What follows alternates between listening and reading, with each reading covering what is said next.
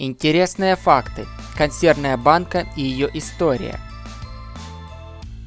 Консервная банка – герметичный контейнер для долгосрочного хранения пищевых продуктов в герметичной среде, выполненный из тонкой луженой стали – консервной жести. Основное отличие от другой тары для хранения продуктов – невозможность обратной герметизации после вскрытия, так как вскрытие банки подразумевает разрезание металла контейнера. В консервных банках может храниться абсолютно различное содержимое, но чаще всего это консервированные продукты. Иногда встречаются консервные банки, выполненные из алюминия и других металлов. Долгосрочное хранение продуктов в консервных банках обеспечивается при соблюдении надлежащих условий хранения. История. Консервная банка была запатентована в 1810 году английским изобретателем Питером Дюраном, который использовал в своем изобретении открытие француза Николя Аппера. Сам он не производил консервные банки и в 1812 году за 1000 фунтов стерлингов продал патент двум другим англичанам – Брайану Донкину и Джону Холлу, которые в 1813 году построили консервную фабрику в лондонском районе Бермонси, наладили коммерческое производство консервных банок и начали поставки консервированных продуктов для британской армии и флота. Первые консервные банки были мало похожи на современные, поскольку изготавливались из белой жести, выполненной из выкованного вручную железного листа, покрытого оловом толщиной около 0,1 мм.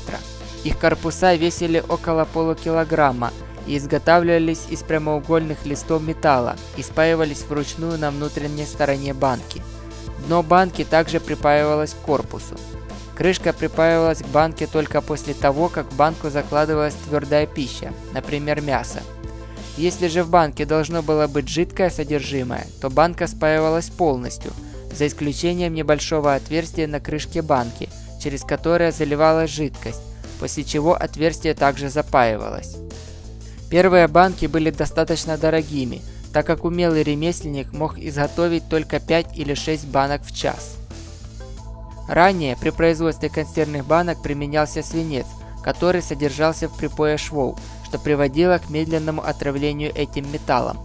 Известно, что арктическая экспедиция Джона Франклина 1845-1847 годов употребляла в пищу консервы именно в таких банках. В результате трехлетнего потребления консервов у многих членов экипажа появились признаки отравления свинцом.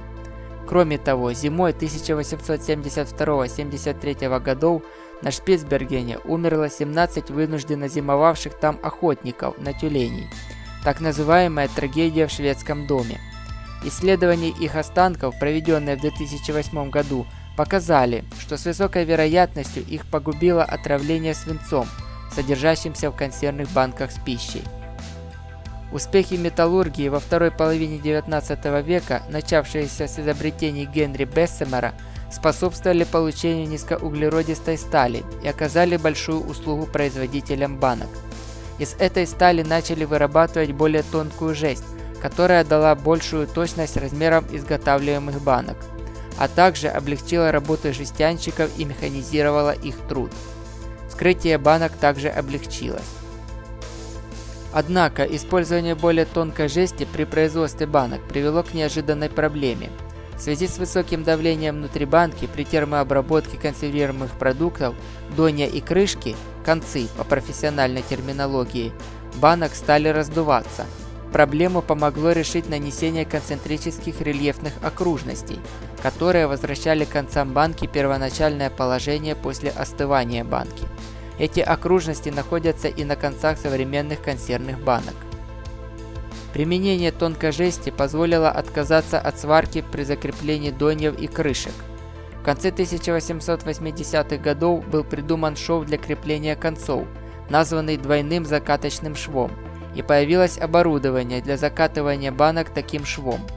Двойной закаточный шов используется и в настоящее время. С середины 1890-х края шва на стенках банки стали заделывать в замок. От пайки шва отказаться при этом не удалось, но возможность попадания припоя внутрь банок при этом свелась к минимуму. Припой на такой банке наносился на наружную поверхность, а концы фиксировались механическим двойным швом. Такая банка стала называться санитарная, чтобы подчеркнуть ее безопасность для здоровья. В это же время в Англии появляется первая полностью автоматизированная система по производству банок из жести, которая изготавливала до 6000 банок в час, а также машины для механического лужения, что позволило уменьшить зависимость от ручного труда и удешевить производство банок, что способствовало увеличению их производства в мире. К 30-м годам 20 века консервная банка практически приобрела современный нам вид. Подписывайтесь на канал LT Денис Facts, ставьте лайки, пишите комментарии и делитесь с друзьями. Пока, до новых встреч!